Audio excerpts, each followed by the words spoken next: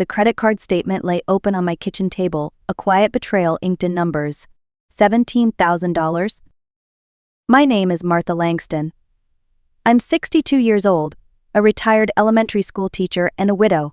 My husband, Gerald, passed away 4 years ago from pancreatic cancer. Since then, I've lived alone in the house we bought together in our 30s, trying to preserve a sense of normalcy in a world that no longer felt familiar. 3 years ago, I added my daughter Haley to my credit card. Just for emergencies, I'd said, wanting her to feel safe as she built her life. She was always the dramatic one, always running a little behind, always turning minor crises into code reds. I thought I was helping. I thought I was being a good mother. Now, the statement sat in front of me, page after page of wedding charges, florists, catering deposits, a luxury venue I had never heard of. Enchanted Valley Floral, $3,200. Silvercrest Banquet Hall, $8,500. Maison Rouge Catering, $4,800. I hadn't been asked. I hadn't even been informed. I'd simply been billed. Haley was getting married in 6 weeks, and apparently I was paying for it. I ran my fingers over the numbers, each one stinging like a paper cut. I wasn't angry at first, just stunned. The way you feel when you realize the call has been coming from inside the house? This wasn't identity theft. This was something worse. It was entitlement wrapped in love. And as I sat there, the morning sun slanting through the blinds, warming the wood grain of the kitchen island Gerald installed for our 20th anniversary, I realized something deeply painful. Love, in my family, had a price tag, and I'd been footing the bill for far too long. I didn't get much time to process the shock before I heard the front door slam. "Mom, I need to borrow your car tonight," came Travis's voice from the hallway. My son, 34, recently divorced, had moved back in 6 months ago. Just for a little while, he'd said. I should have known better. Travis had a way of turning temporary situations into permanent arrangements. Since moving in, he hadn't contributed a dime to the bills, let alone lifted a finger around the house. He didn't come into the kitchen. Just shouted his needs like a roommate who assumed I was the building manager. "We're going to look at that apartment in Oak Ridge," he added. "Tasha's meeting me there." Tasha. The yoga instructor girlfriend who spent more time in my living room than I did. She meditated in the mornings, leaving incense and crystals scattered everywhere. I'd once mentioned that the smoke gave me headaches. Travis said I was being negative. "Unwelcoming, you need to open yourself up, Mom," he told me, like I was the problem in my own home. "Travis," I said, keeping my voice level, "can you come here, please?" He shuffled into the kitchen, already annoyed, phone in hand, wearing the jeans I'd bought him last Christmas. "What's up? I'm in a rush." I slid the credit card statement toward him. "Did you know about this?" His eyes barely glanced at it, then the shrug. "Yeah, Haley mentioned it. Look, Mom, it's just money. You've got a house, a pension. You're fine." That was the moment. The exact second I realized my children no longer saw me as a person. To them, I was a safety net with a credit limit. That night, I couldn't sleep. I kept seeing those numbers: 3,000 for flowers, 8,000 for a venue, nearly 5 for food. I thought of Gerald. He would have been furious, not just at the spending, but at the audacity. Haley's text came just before midnight. "Hey Mom, can you handle the final catering deposit for next month? It's only like $2,000. Gerald's life insurance should cover it, right? You're the best." I stared at the message for a long time. Then I did something I'd never done in 34 years of motherhood. I deleted it. Not out of spite, but clarity. And I understood finally that silence wasn't kindness. Silence was permission. I sat in Gerald's old recliner, the one he used to nap in with a book open on his chest. The house creaked around me in the quiet way it always did. I thought of how hard we'd worked to build a stable life. A life meant to carry me safely into old age. Instead, I was bleeding it dry, one ungrateful request at a time. No more. By morning, I had a list, a real list. First, call the credit card company, report unauthorized charges, freeze the account, begin the dispute process. Second, call the bank, revoke Travis's access to my checking and savings accounts, cancel the debit card he'd been using like an allowance. Third, call my lawyer, Janet Morrison, the same woman who'd helped me settle Gerald's affairs. I needed to revise my will. It wasn't revenge I wanted, it was protection. Because if my children only saw me as useful when I was giving, then it was time they learned what happened when I finally stopped. The love I'd offered freely for decades had been mistaken for obligation. That misunderstanding ended today. By 9 a.m., I'd made all the calls. The credit card was frozen. The bank confirmed that Travis's debit card would stop working by noon. Janet scheduled me in for a 4 p.m. appointment to begin the will revision process. And I felt lighter than I had in years. That peace lasted until 10:37 a.m. when my phone rang. Haley. I let it go to voicemail. Then again, and again. On the fourth ring, I answered. Mom, thank God. Something's wrong with your card. The florist called and said the payment didn't go through. I know, I said calmly. The card has been frozen. A pause. What? Why? Because I didn't authorize $17,000 of wedding expenses. Another pause. Then came the voice I knew too well, the sugary, coaxing tone she used as a teenager when she wrecked the car or failed a test. Mom, come on, we can fix this. Just call them and explain it's all a mistake. It's not a mistake, I said. You used my card without permission. You said I could use it for emergencies? A wedding is not an emergency, Haley? But the vendors, if we don't pay, will lose everything. You're really going to ruin your only daughter's wedding? That line, that guilt-soaked plea, don't you love me enough to fix it? I want you to have a beautiful wedding, I said, but I want you to pay for it yourself, like adults do. She went silent. I could hear her breathing, seething, trying to figure out how to spin this in her favor. You're being unreasonable. Possibly, I said, but I'm also being clear. I hung up. By the time I got home from the hardware store with new locks in hand, Travis's car was already in the driveway. I walked in to find Tasha blending a smoothie with fruit from my fridge, her crystals spread out across my dining table. Travis looked up from his phone. Hey, something's wrong with my debit card. I placed my purse on the counter. No, Travis, it's working exactly the way it should. He blinked. What's going on? And Haley's freaking out. I closed your access to my bank accounts, I said evenly. And I'm aware of your sister's situation. Tasha laughed nervously. Martha, you scared us. We thought maybe you had a stroke or something. No, I said, walking toward the door with the new locks in hand. I'm just waking up. That's all. I had the new locks installed by mid-afternoon. The old keys dropped into a mason jar I tucked deep in the kitchen drawer. It felt symbolic, like sealing away an old version of myself. At 4 p.m., I sat in Janet Morrison's leather-scented office, laying everything out with calm precision, the unauthorized charges, the years of financial codependency, the emotional erasure. Janet listened without judgment, only occasionally scribbling notes. This could constitute elder financial abuse, she said, matter of fact. I don't want to press charges, I told her. I just want them to understand the rules have changed. Then we'll make that clear in your will, she replied.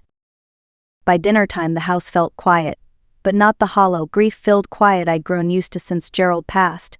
This was different, intentional, clean. As I opened a bottle of wine and reheated some leftover soup, there was a knock at the back door. It was the woman from 2 houses down, the one with the roses and the perfect front garden. She held a casserole dish and offered a tentative smile. I'm Karen Delaney. I live in the White House with the red shutters. I hope I'm not intruding, but I noticed some shouting earlier. Then a car sped off. Just wanted to make sure you were okay. For a second, I considered brushing it off with a polite lie. Then I surprised myself. Actually, I said, I'm not okay, but I'm working on it. Karen lifted the dish. I made too much lasagna, and eating alone gets old. I found myself smiling. Come in, I just opened a bottle. We ate together at the kitchen table, Gerald's table, talking about Rosa's recipes and adult children who forget that mothers are people too. I told her everything, and she listened the way real friends do, not with advice but with presence. When she left, she squeezed my hand and said, next time you're coming to my porch. For the first time in years, I believed there might actually be a next time worth looking forward to. The siege resumed the next morning. I opened the blinds to find Haley's car in my driveway. She was sitting on the porch steps, makeup smudged, hair undone, clutching a paper cup of coffee that had gone cold. I took my time getting dressed, made toast, Let the kettle whistle. Finally at 8:30 I opened the door. "Mom," she croaked, "I've been here since 5. "You look exhausted," I said, stepping onto the porch. "I haven't slept. I haven't eaten. The wedding's ruined, and I don't understand why you're doing this to me." "I'm not doing anything to you," I said softly. "I'm just no longer doing things for you." She blinked. "The venue canceled, yesterday, when the payment didn't go through." I said nothing. Haley sat beside me on the bench Gerald built. She was still my daughter, and I still loved her, but something had shifted. She didn't look like a child anymore. She looked like a woman facing the edge of her own consequences. "I know I messed up," she murmured. "I shouldn't have used your card. I was just overwhelmed." "Overwhelmed," I repeated. "So overwhelmed that you forgot to invite me to your engagement dinner?" "That wasn't me," she said quickly. "That was David's family. It was small, just immediate family." "I'm your mother, Haley, your immediate family." She looked away. "When did I become the person it was okay to leave out?" I asked. "When did you decide I was only good for paying bills, not for being present?" Tears welled up in her eyes. "I didn't mean to hurt you. I just thought you wouldn't want to come." "That's not the truth. That's what you tell yourself so you don't have to feel guilty." She covered her face with her hands. "Fine. I messed up. I was selfish. I used you. But I'm here now. I'm apologizing. Doesn't that mean something?" "Depends," I said. "Are you sorry for what you did or just sorry that it didn't work?" She dropped her hands, mouth opening to respond, but no words came. "I love you," I continued, "but love doesn't mean never setting boundaries, and forgiveness doesn't mean pretending nothing happened." "So what, you're just cutting me off? You're going to let me crash and burn?" "No," I said gently. "I'm going to let you learn how to stand up." There was a long silence between us. "What if I can't?" she asked, voice trembling. "Then you'll get back up, the way I did, the way every woman has to sooner or later." She stood, shaky and unsure. "I don't know if I can forgive you for this." "That's okay," I said. "I didn't do it for your forgiveness, I did it for mine." She walked down the steps without saying goodbye. And I let her go. 3 days passed. No calls, no texts, no one knocking on my door asking for keys or money or favors. The silence was so unfamiliar, it felt almost luxurious. Then, on a quiet Tuesday afternoon, David knocked. I opened the door to find him standing there, a man who looked as though he hadn't slept much either. His shirt was wrinkled, his expression tight, but there was no hostility, only something that looked like responsibility. "Hi, Mrs. Langston," he said. "I hope this isn't a bad time." "Not at all," I said, gesturing him inside. We sat on the porch, the spring breeze moving gently through Gerald's rose bushes, which I'd finally begun tending again. David reached into his jacket and pulled out an envelope. "This is for you." Inside was a cashier's check for $8,500. "I can't accept this," I said immediately. "Yes, you can," he replied. "Half the wedding charges were for me too, the venue, the catering. Even if I didn't know where the money came from, I still benefited, and I want to make it right." I studied his face. There was no performance in it, just sincerity, regret, integrity. "Did Haley send you?" He let out a humorless laugh. "She doesn't even know I'm here. We haven't spoken since I called off the wedding." My eyebrows lifted. "You called it off?" "I did," he said. "After you froze the card, I started asking questions. Real questions. About money. About your absence from the engagement dinner. About what she told me and what she didn't." He looked down at the check in my hand. "I love her. I really do. But I realized I don't know if she's ready to love anyone the way love requires. Truthfully, honestly, without expecting someone else to carry the weight." I didn't say anything. I just nodded slowly. "I'm sorry for what she did," he added quietly, "and for not seeing it sooner." That was the first time in years someone had apologized to me without a follow-up request. No strings, just dignity. And for that, I was deeply grateful. That evening, just as the sun dipped below the rooftops, I saw Haley's car pull into the driveway again. She wasn't alone this time. A young woman climbed out of the passenger seat, probably her college roommate, Melissa, if I remembered the name correctly. They stood at the bottom of my porch steps, awkward and uncertain. "Mom," Haley called, "we need to talk." I opened the door but didn't step outside. "Good evening, Haley," I said, then nodded to her friend. "Hello." "This is Melissa," Haley said quickly, as if trying to move past introductions. "Look, I know you're upset, but things have gotten out of control. David's gone. The wedding's canceled. I'm staying on Melissa's couch. I need to come home." There it was. The old assumption that no matter how bad things got, I'd always be the backup plan, the safety net, the emotional airbag. "No," I said simply. Haley blinked. "What do you mean, no?" "I mean this isn't your home anymore. That door closed when you chose to leave me out of your life, but still expected me to fund it." Melissa shifted awkwardly. "Maybe I should wait in the car." "Maybe you should," I agreed. Haley's shoulders dropped the moment her friend left. "You're really doing this?" she asked. "You're going to let your daughter be homeless?" "You're not homeless, you have a job, a degree, options. What you don't have is unlimited access to me anymore." She stared at me like I'd slapped her. "What do you want from me? An apology?" "I want understanding," I said. "I want you to know the difference between saying I'm sorry I used your card and understanding how deeply it hurt me that you thought you could." "I already said I was sorry." "You listed what you did. That's not the same as being sorry for why you did it." She looked down at the steps. "I don't understand what you want me to say." "That tells me everything I need to know." Her voice rose. "So that's it? You're cutting me off? You're going to die alone just to prove a point?" I almost laughed. "That's the difference between us, Haley. You think consequences are punishment. I think they're necessary." She stepped back, face hardening. "You're not the person I thought you were." "No," I said, "I'm finally the person I used to be before I let everyone else rewrite me." Haley didn't say goodbye, just turned and walked down the driveway. I didn't cry. I didn't collapse. I didn't chase her. I went back inside, poured a glass of water, and sat in Gerald's chair.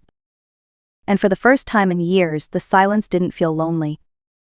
It felt earned. 3 weeks later, I was in the garden, hands deep in soil, when Karen's voice floated over the fence. "You've got new blooms coming in," she called. "You've been busy." "I guess I have," I said, brushing dirt from my palms. Busy, that was one word for it. In 21 days, I'd revised my will, cleared out old accounts, and created a life that felt, for the first time, like it actually belonged to me. The credit card company had ruled in my favor, $17,000 reversed. No charges filed against Haley, but no access restored either. Travis had stopped texting after I didn't respond to his last passive-aggressive meme. David's check was deposited into a new account, one in my name only. Most importantly, the house was still, not empty, not quiet in a sorrowful way, just peaceful. Karen and I had started having coffee every morning, some days on my porch, some on hers. We talked about books and birds and why it took us both too long to stop being afraid of our own boundaries. That morning, she brought a flyer from the local library. "They're looking for literacy volunteers," she said. "I thought of you." So I signed up. It felt good to be wanted again, but this time for my mind. My time, not my money. That afternoon, I sat by the living room window, Gerald's window, where the sun spilled in, and painted the hardwood floor gold. I looked out at my roses and thought of him, what he would have said, what he would have done. I think he'd be proud, not just of the boundaries I finally set, but of the peace I finally allowed myself to have. My phone buzzed with a text from Karen. "New widow from the library wants to join us for coffee tomorrow. I think you'll like her." I replied, "Can't wait." Then I set the phone down, picked up my book, and let the light wrap around me like a blessing. If this story moved you, share it. If it reminded you of your own strength, comment. And if you're building your own peace, like and subscribe. You matter not for what you give, but for who you are. Don't forget that. My name is Elaine Parker, and I am 63 years old. I never imagined that a single afternoon would strip away every illusion I had about love, loyalty, and family. That day I carried a chocolate cake into the parking lot of my son's law office. Daniel had always loved that cake since he was a boy, and I wanted to surprise him, to remind him that no matter how grown up and successful he had become, he was still my child. His silver sedan sat tucked into a corner spot. An idea came over me that made me smile like a mischievous girl. I would slip into the back seat and wait for him. When he opened the door, I would pop up with the cake and laughter, and we would share a small, tender moment. The car was unlocked. Quietly, I eased into the back, crouching low, my heart beating with excitement. Minutes ticked by. Then I heard the sound of shoes on pavement. The driver door opened. Daniel slid into his seat, but another door opened as well. A woman entered. I did not need to look at her face. Her voice was enough. It was Victoria, his wife. At first my heart warmed. How sweet, I thought. They are leaving together. But my smile faded at the sound of Victoria's first words. "Are you sure no one will suspect anything when it happens?" she asked. Her tone was cold, without a trace of the charm she wore in public. Daniel answered, steady and confident. "We have gone over it 100 times. The plan is perfect. Mom will have a very believable accident. Slipping down those old stairs is something everyone will accept." The air drained from my lungs. I pressed my hand against my mouth to keep from gasping. They went on, calculating money, describing how they would act brokenhearted at my funeral, and even mentioning my brother Harold and his wife Patricia as partners in the scheme. By the time they closed the doors and walked away, the mother who had entered the car with playful joy no longer existed. Something inside me had died. I stepped out trembling, knowing life as I had known it was gone forever. Before I can tell you how I faced that discovery, I need to take you back through the life that brought me to that moment. My name may be Elaine Parker now, but for most of my life I was known only as Daniel's mother. Robert, my husband, died in a construction accident when Daniel was just 9 years old. In one single morning I became a widow, a single mother, and the sole provider for a boy who still needed help with his homework. We had no savings, no insurance, only a small weathered house on the edge of Portland. I was 29 then. To keep food on the table, I began cleaning offices downtown at dawn and scrubbing kitchens and bathrooms in private homes by afternoon. By evening my hands cracked from bleach and my back ached so badly I could barely stand, but I refused to complain. Every dollar mattered, and every dollar had one purpose: Daniel's future. When Daniel turned 15, he needed a computer for his school projects. All his classmates had one, but the price equaled nearly 3 months of my wages. I looked at my wedding ring, the only piece of jewelry Robert had ever given me, and I knew what I had to do. I sold it quietly and placed the computer on Daniel's desk with a smile, never telling him the sacrifice behind it. I wanted him to feel proud, not guilty. Teachers praised him constantly. "Elaine," they would say, "your boy is brilliant. He must go to college." Their words became my mission. Each early morning, each late night, each pot of strong coffee was fueled by the dream of Daniel graduating with a law degree. Other mothers spent weekends shopping for themselves. I spent mine cooking tamales and pies to sell at church fairs, saving every coin in an envelope labeled Daniel's tuition. I wore the same pair of shoes for 6 years. I mended my dresses instead of buying new ones. My neighbors thought I was frugal, but in my heart I was simply determined. Sacrifice became the language of my love. I believed that if I gave Daniel everything, he would carry that love with him forever. At the time, I never once considered the possibility that love might not be returned. Daniel entered college on the strength of scholarships and my endless overtime shifts. I still remember walking across the campus on his first day, carrying a small box of his things. My chest swelled with pride as if every blister on my hands had bloomed into a flower that morning. It was during his junior year that he met Victoria. She was striking, confident, and came from a wealthy family that owned several businesses in the city. At first I told myself to be happy for him. Every mother dreams that her child will find love. Yet from the first dinner at my modest house, I felt her gaze sweep across the worn furniture and chipped plates with thinly veiled disapproval. She smiled politely, but her eyes whispered another story. Daniel seemed captivated by her world of restaurants, designer clothes, and vacations that I could barely pronounce. Slowly, I began to notice subtle changes in him. He stopped talking about the teachers who had inspired him or the classmates he studied with. Instead, he spoke of expensive plans, of connections her father could provide, of parties where everyone drove cars that cost more than my home. After graduation, Daniel married Victoria in a lavish ceremony that emptied the last of my savings. I told myself it was worth it to see him happy, even as I quietly worried about the path he was walking. At the reception, I heard whispers, guests noting the contrast between the groom's glamorous new family and his humble mother sitting alone at the edge of the ballroom. I kept my head high, pretending their words did not sting. Visits became fewer after the wedding. When they did come, the conversations revolved around their new apartment, their future home, and the expensive places they dined.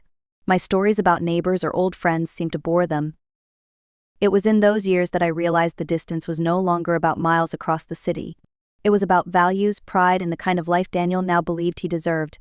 I felt him slipping away, and no matter how tightly I held to the memory of the boy I raised, the man before me was becoming someone I hardly recognized.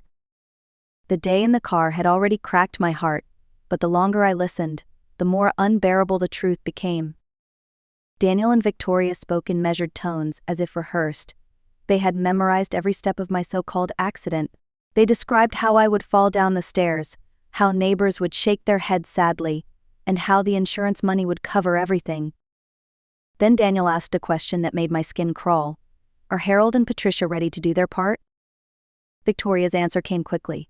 Of course, your uncle has been restless since losing his job. And Patricia keeps saying your mother has always been stingy. She believes it is time the family gets what it deserves. That word stingy cut deeper than a knife. I had lived frugally not for myself but for Daniel's dreams. Every coupon clipped, every winter coat patched, every meal stretched with rice or beans had been for him.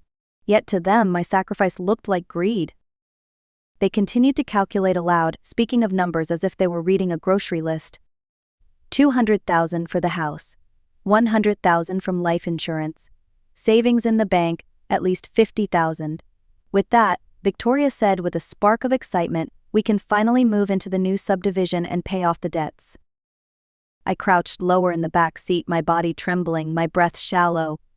For years I had worked until my knuckles split, selling home-baked goods on weekends, taking extra cleaning jobs while my friends slept, and here was my only son treating my death as if it were a down payment on a better life. The conversation lasted minutes but felt like hours. They spoke of how they would behave at my funeral, how they would look heartbroken in front of neighbors, how quickly the house could be sold. When the doors finally closed and their footsteps faded, I remained still, afraid to move. I no longer recognized my own child, nor the family I thought I could trust. Alone in that parking lot, I realized I was caught in a conspiracy woven not by strangers, but by the very people who shared my blood. I drove home that afternoon with tears clouding my vision, but by the time I reached my driveway, grief had hardened into resolve. If they could plan my death so carefully, then I had to be just as careful in planning my survival. The first rule I set for myself was silence. I could not let Daniel or Victoria suspect that I knew. If I confronted them without proof, they might change their plan or worse, rush it forward. So I smiled during phone calls, accepted their invitations, and pretended to be the same trusting mother I had always been. Behind that mask, I began to watch. I noticed how Daniel's tailored suits no longer fit with the modest salary of a young lawyer. I overheard Victoria on the phone whispering about unpaid credit cards. One evening when they visited, Daniel left his briefcase open. Papers inside revealed late notices from the bank. Slowly the puzzle took shape. Their lifestyle $1,000 handbags, weekends at luxury resorts, dinners that cost more than my monthly grocery budget was held up by a tower of debt. They owed more than $50,000 to banks and lenders. Each day the interest mounted, and with it, their desperation. My own brother Harold was no better. Through a cousin I learned he had lost his job months earlier and had been dodging mortgage payments. Rather than ask me for help, he and Patricia had joined this scheme. They saw my small house and modest savings as their ticket out of struggle. Realizing this truth was bitter. My love had turned into their calculation, yet I knew panic would not save me. I had to think like them, plan like them, and wait for the right moment. As I sat at my kitchen table that night, staring at the photographs of Daniel as a boy, I whispered to myself, if they believe I am weak, they are mistaken. I will not be easy to kill. Carrying the weight of such a secret alone nearly crushed me. For 3 nights I lay awake, staring at the ceiling, replaying every cruel word I had overheard. I needed someone I could trust, someone outside the tangled web of my family. Only one name came to mind. Marjorie Hill had lived next door to me for more than 20 years. At 70, she carried herself with the calm strength of a woman who had worked 4 decades as a nurse. She had held my hand when Robert died, watched Daniel grow up, and shared countless cups of coffee across our kitchen tables. If anyone could believe me, it would be her. One morning, with my heart hammering, I knocked on her door. The moment she saw my face, pale and drawn, she pulled me inside. "Elaine, what on earth is wrong?" she asked. I told her everything. Every detail from the car, every cruel calculation, every whisper of the plan. At first she shook her head in disbelief, but as I went on, her nurse's instinct shifted from shock to outrage. "My God," she said, gripping my hands tightly, "this is monstrous." Marjorie listened without interrupting, her eyes fixed on mine. Finally she spoke with quiet conviction. "If they want to take your life, then we will take away their certainty. You are not going to face this alone." That was the moment the impossible idea took root. I told her what I had been turning over in my mind, to fake my death, to let them think their plan had succeeded, while I gathered proof strong enough to destroy their lies. She was silent for a long time, weighing risks the way only a nurse could. Then she nodded. "It will be dangerous, but better than waiting for them to strike first. If you are willing, I will help." Relief washed over me like sunlight after days of storm. For the first time since the nightmare began, I no longer felt like a doomed woman. I felt like a survivor preparing for battle. Once the decision was made, there was no turning back. Marjorie and I spent long evenings at her kitchen table sketching every detail. Her years as a nurse became our greatest advantage. She knew which medications could lower my pulse to nearly invisible levels, which symptoms would convince young paramedics of a sudden heart attack, and how to stage a scene that appeared tragically ordinary. We chose a Sunday afternoon. Daniel and Victoria always visited her parents then, giving us a window of time with no risk of surprise. That morning I woke earlier than usual, moving through my house with the strange awareness that I might never see it the same way again. I chose a yellow dress, brushed my hair, and even put on a little lipstick. If I was to die, even temporarily, I wanted to look like myself, dignified and whole. At 2 o'clock, Marjorie arrived carrying a small medical bag. Her voice was steady, though her eyes betrayed worry. "Are you sure, Elaine?" she asked. "Completely sure," I answered, though my stomach churned. She measured the doses with precision, explaining each step. "You will feel drowsy, then your breathing will slow. Do not fight it. Trust me." I swallowed the bitter liquid, praying I would open my eyes again. 15 minutes later, the room began to drift. My body felt heavy, my lips numb. I could hear Marjorie's voice but could not answer. "Perfect," she whispered, checking my wrist. "Your pulse is faint but steady." She dialed 911, her voice breaking as if she were discovering me lifeless. "Please hurry," she cried. My neighbor collapsed. "No pulse, no breathing." When the paramedics arrived, I was barely conscious, aware only of fragments, hands on my chest. Voices murmuring, 63-year-old female, unresponsive, caused likely cardiac arrest. I heard the words I had dreaded and needed in equal measure. "I am sorry, ma'am. She is gone." With those words, Elaine Parker ceased to exist. My body was transported under the watch of strangers, but my spirit clung to the plan. By nightfall, I lay hidden in the basement of Marjorie's home, declared dead to the world, yet more alive than ever with a single purpose: to watch what my family would do next. I watched through hidden cameras while the people I had once trusted walked through my front door with a confidence that felt like theft. They moved like a team only interested in value, not memory. Daniel took the lead, scanning drawers and cupboards for papers. Victoria opened the jewelry box as if inspecting merchandise. Harold and Patricia whispered about buyers and quick sales. They did not cry. There were no hesitant hands over hearts or faltering voices. Instead, there were lists, calculations, and the occasional laugh when they found something they thought worth taking. Patricia flipped through a family album and tossed the photos toward a trash bin. That single act landed in my chest like a slap. At one point, Daniel found the folder with my bank statements and the life insurance policy. His eyes skimmed the numbers and then he looked up at the room with a thin, eager smile. "Is this all?" he asked, as if bargaining. Victoria nodded, already imagining a future without the burden they felt I had been. They spoke casually about cremation and a simple ceremony, citing cost and convenience as if my life could be summarized by expense. Harold suggested a real estate agent and how fast the market would take the house. The conversation felt clinical, the words sharp like scissors cutting through what was left of my trust. Watching them inspect the house like appraisers, my grief turned into something colder. I noticed faces, gestures, the way they divided items in their minds, not their hearts. It was grotesque, and yet it made the proof undeniable. This was not mourning, it was opportunity. I kept watching for hours, compiling every moment, every insult, every chuckle into a catalog of evidence.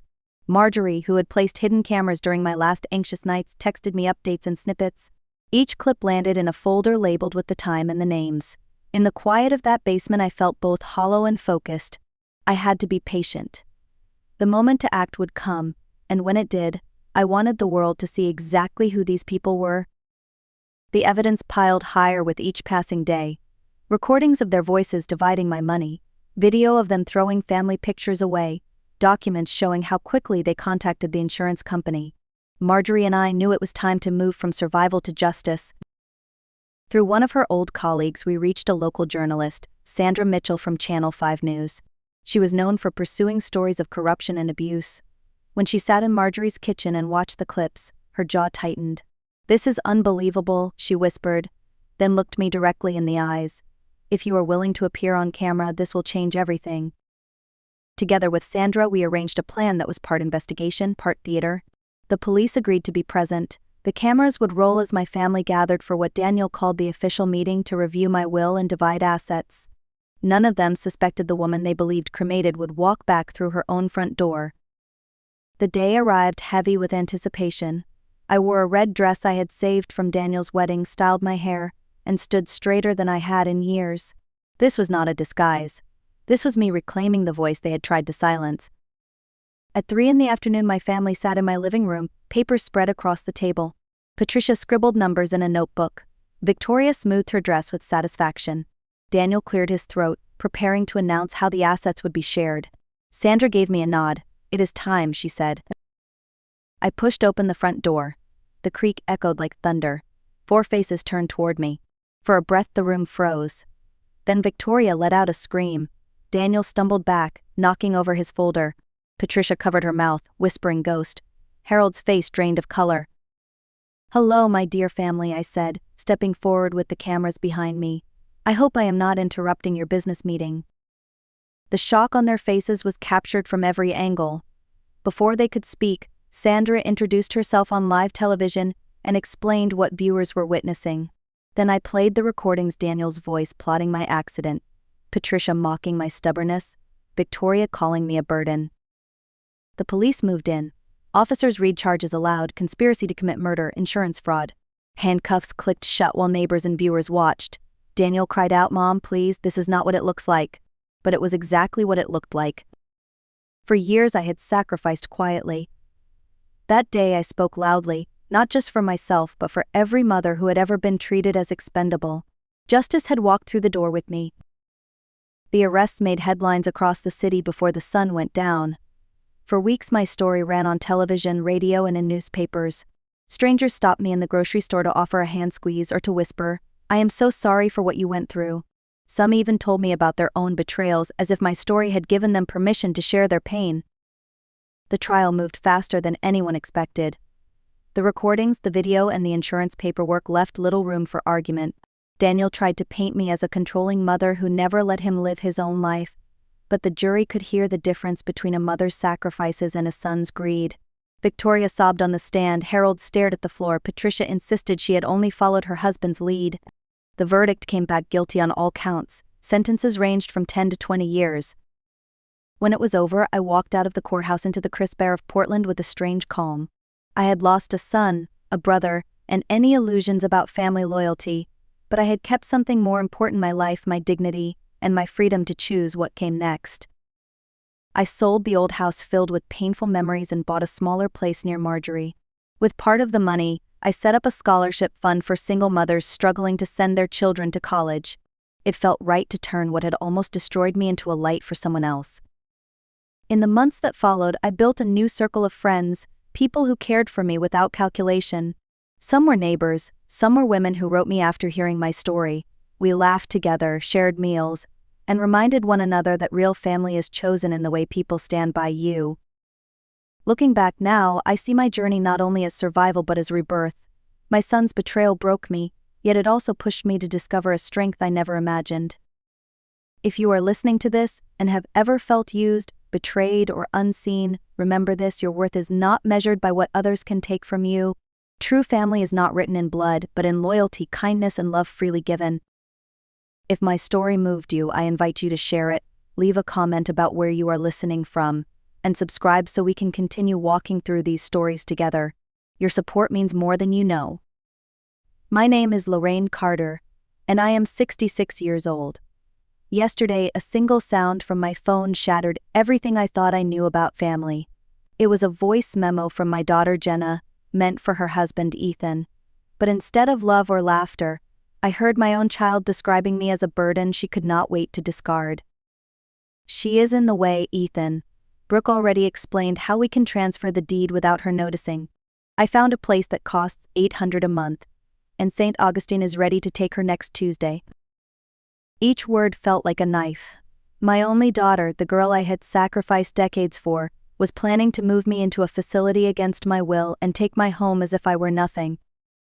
I replayed that message 3 times, my hands shaking, my heart breaking. By the end, there was no denying what I had heard. That night, I did not close my eyes once. At dawn, I slipped into my crimson suit, gathered every important paper I had, and walked out of my own front door. I carried no fear, only a plan she would never see coming. I was only 19 when I became a mother.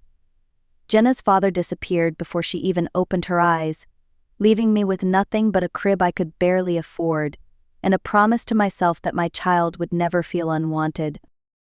Those years were long and heavy. I cleaned houses, offices, and sometimes laundromats until my hands were raw. I walked Jenna to school in hand-stitched dresses because buying new ones was out of reach.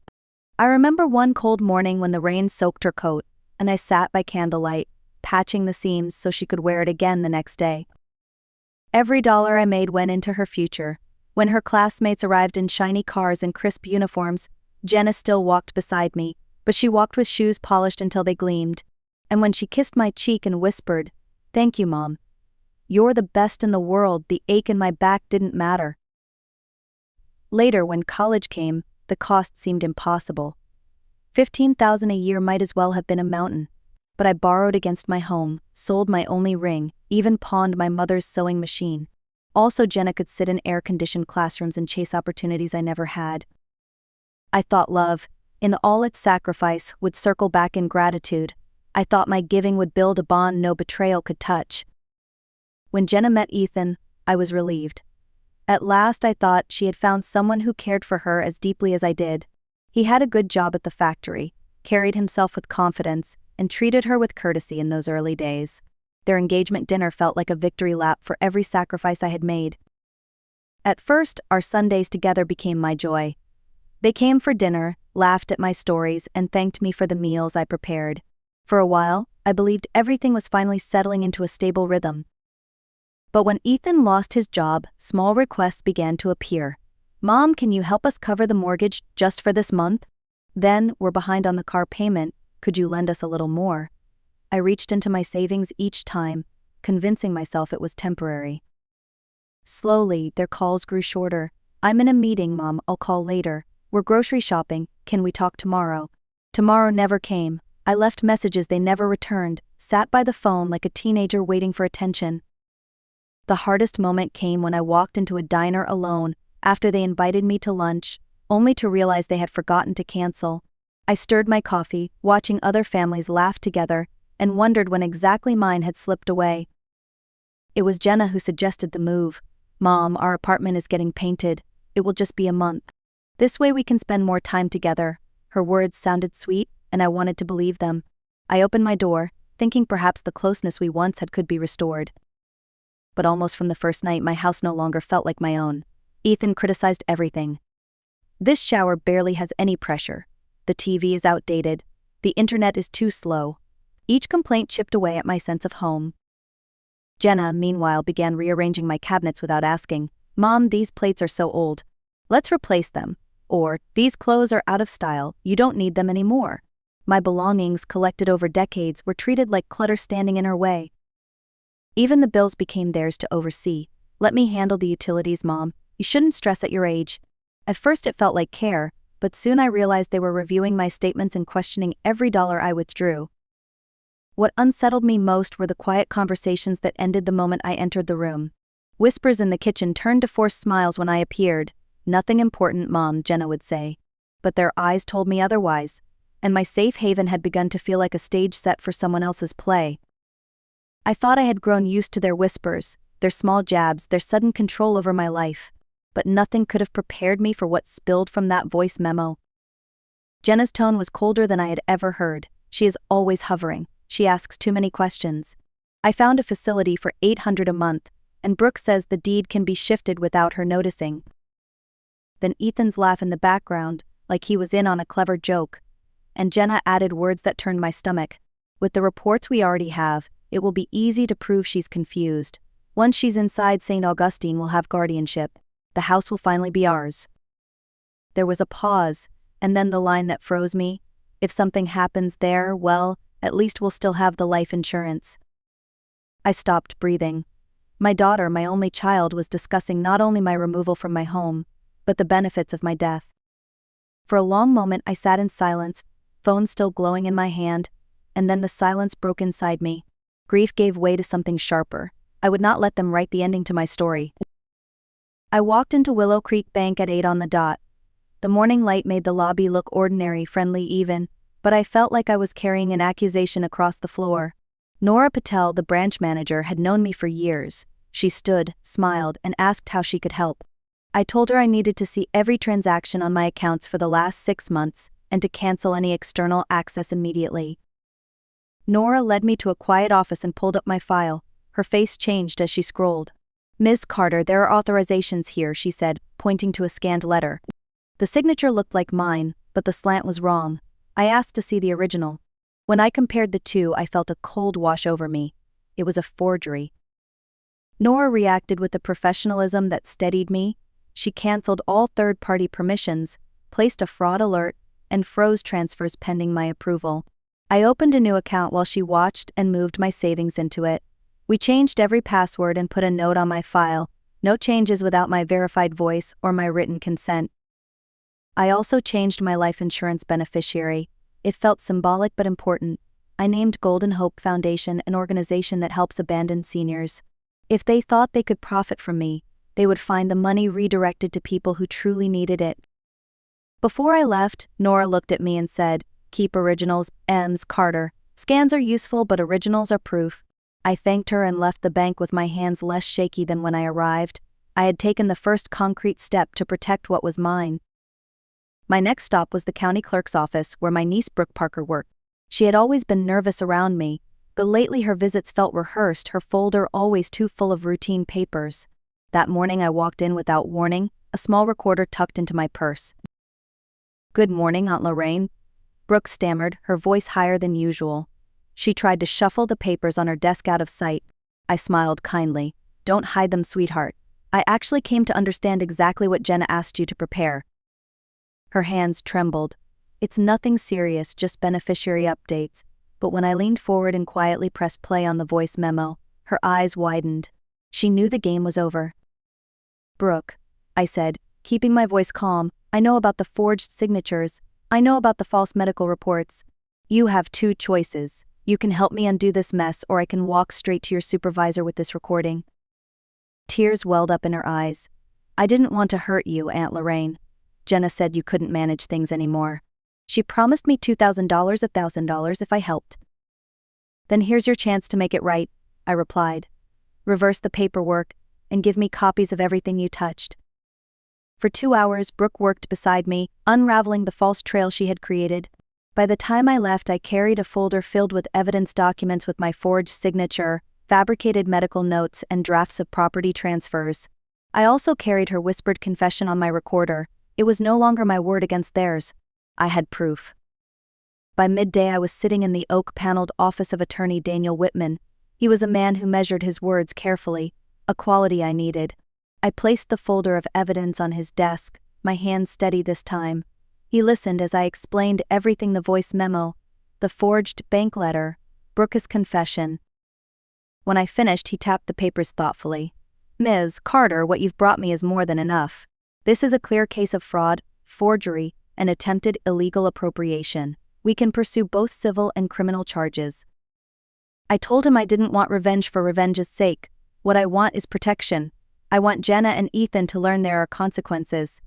And I want my independence recognized. Daniel nodded. "Then here's our plan. First, we'll file an emergency petition to safeguard your property. Second, we'll prepare a civil lawsuit for damages. Third, we'll deliver a criminal complaint naming both of them and Brooke as co-conspirators. He also arranged for me to undergo a fresh, independent psychological evaluation the very next morning. We'll have a geriatric specialist confirm your full capacity. Their fabricated reports will collapse the moment we place this side by side with the real one. As he organized the documents, I noticed the precision in every step. There was no drama here, only process, law, and order. For the first time in months, I felt like the ground beneath me was solid. Before I left, Daniel said, "Ms. Carter, we will time this carefully. Tomorrow morning I'll come to your house with officers and a notary. We'll present the evidence in person. They won't be able to deny what they've done." I walked out of his office knowing the storm was coming, but this time it would be on my terms. The next morning arrived bright and calm, but my chest carried the weight of a storm. Jenna and Ethan sat in my living room, sipping coffee as if they belonged there. I had left only a short note on the table the day before, running errands, back later. They didn't suspect a thing. At exactly 10, the doorbell rang. I rose quickly before they could move. Standing on my porch were attorney Daniel Whitman, 2 uniformed officers, and a notary with a leather case. My daughter's smile faltered when she saw them file in. "Mom, what's going on?" Jenna asked, her voice brittle. I gestured for everyone to sit. "It's time we talk honestly," I said, my voice firmer than they had ever heard. Daniel opened his folder and laid out the first sheet. "Here's the authorization letter your daughter submitted to the bank. And here's Ms. Carter's actual signature. Side by side, the forgery was obvious." "That's not," Jenna began, but I cut her off. "Stop. There's more." I pressed play on my phone. The living room filled with her own voice. "She's in the way. Ethan. Brooke already explained how we can transfer the deed." Jenna lunged for the phone, but one of the officers stepped between us. "Sit down, Mom." Ethan's hands trembled as he muttered, "This is a setup." Daniel remained calm. "We also have a signed statement from Brooke Parker admitting to falsifying documents under your direction." He produced the paper, and Jenna's face drained of color. "And here," he continued, "are the fabricated medical reports you submitted, alongside an independent evaluation confirming Ms. Carter's clarity." The silence was heavy. Finally, one officer turned to me. "Ms. Carter, do you wish to proceed with arrests?" I looked at my daughter, then at the man she married, and felt every ounce of betrayal harden into resolve. "Yes," I said evenly. "Proceed." After Jenna and Ethan were escorted out, the house fell into a silence I hadn't felt in months.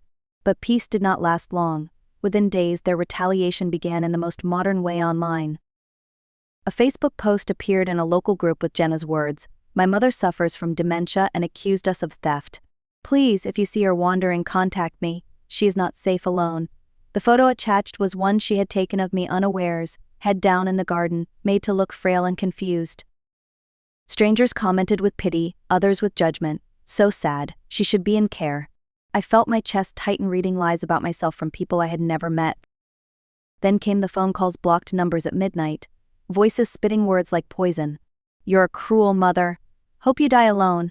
Even supposed social workers knocked on my door, flashing fake badges, demanding entry. I called Daniel, shaken, and he was steady as ever. "Ms. Carter, this is a tactic. They want to create noise, to paint a picture of incapacity. Do not engage. Document, report, and let us answer for you." So I wrote everything down, dates, times, messages. I built my own file just as carefully as I had built a life. Their smear campaign was loud, but I was louder in silence, armed with proof and patience. One evening, after yet another anonymous letter arrived, I nearly broke. The envelope contained words sharper than any knife. "You were a fool of a mother. You raised a daughter who despises you. No one will miss you when you're gone." I sat on the kitchen floor, the same spot where I had first listened to Jenna's voice memo, and let the tears come. Maybe they were right. Maybe I had failed. Maybe pressing charges against my only child was too harsh. The thought of calling Daniel to end it all pressed heavily on me. But then I remembered the chest in my bedroom where I kept my mother's keepsakes. Among them was a letter she had written long ago, her handwriting faint but steady. "Lorraine, never let anyone, no matter how close, take away your dignity. Love protects, it does not humiliate." Reading those words, my back straightened. I wiped my eyes and felt the heaviness shift into something firmer. My mother's voice was with me, telling me I had the right to stand tall. The next morning, I called Daniel, not to quit, but to confirm. "Move forward," I told him. "We don't stop here." A week later, Daniel called with news. Jenna and Ethan want to avoid trial. They are offering to repay what they took and agree to stay away if you drop the criminal charges. For a moment, I sat in silence. Part of me longed for quiet, for this whole nightmare to simply end. But another part remembered every whisper in the kitchen, every forged line on paper, every cruel word in that memo. "What exactly are they offering?" I asked. "They'll return the $8,750 withdrawn from your accounts, plus additional damages. They'll also agree to no further contact." It was tempting, but I knew money alone wasn't enough. "I'll accept," I said slowly, "only if they sign a full confession. They must state publicly that I am mentally competent, that every claim about my confusion was false, and that their actions were deliberate, and it must be posted wherever they defamed me." Daniel smiled for the first time in days. "That condition clears your name completely." 1 week later, I held the document in my hands. Their signatures sat beneath the words. "We falsely accused Lorraine Carter of incapacity. We attempted to take her property through forged documents. She is fully competent. Our claims were lies." The money restored my accounts, but it was the confession that restored my peace. For the first time in months, I felt my name, my dignity, and my truth returned to me. Once the settlement was signed and the dust began to settle, I knew I could not stay in the same house. Every corner carried shadows of betrayal. The kitchen where I had patched Jenna's uniforms, the garden where I once dreamed of grandchildren playing, those spaces had been poisoned by whispers and forged papers. So I made a decision. I sold the house and bought a modest apartment in a senior community called Maplewood Gardens. It was smaller, but filled with light and laughter from neighbors who valued independence. I could walk in the courtyard each morning, join painting classes in the afternoons, and share stories over tea, without anyone questioning my sanity. I also began volunteering at Silver Harbor Foundation, the same charity I had chosen as my beneficiary. 3 days a week, I sat with other seniors who had been tricked or abandoned by their families. I listened, shared my story, and showed them that standing up for yourself is not cruelty, it is survival. In those moments, I discovered something new. My life was no longer defined by what I had lost, but by what I was building. A community, a purpose, and a peace that was entirely my own. Looking back, I see my story not only as a fight for survival, but as a lesson I wish I had learned sooner. Love is not a blank check. Generosity without boundaries teaches others that they can take without giving. To anyone listening, I offer this: keep every important document safe and in your own hands. Originals matter more than promises. If someone insists on helping with your finances, set clear limits. It is not unkind to say, "I'll handle this myself." When family begins to speak about guardianship or care homes without your consent, ask for your own independent evaluation. Your voice matters more than their plans. And remember, boundaries are not cruelty. Boundaries are the way we honor ourselves, the way we remind others that love must include respect. Real love protects, it does not humiliate. Real love lifts, it does not take away. I did not choose revenge. I chose self-respect. I chose to let the truth speak louder than whispers and to let consequences fall where they belonged. If my story reaches you today, I hope it reminds you that it is never too late to defend your dignity. Whether you are 66 or 26, your voice matters, and your boundaries are worth keeping. If this story spoke to you, share it, like it, and tell me in the comments which city you are listening from. Your courage may light the way for someone else.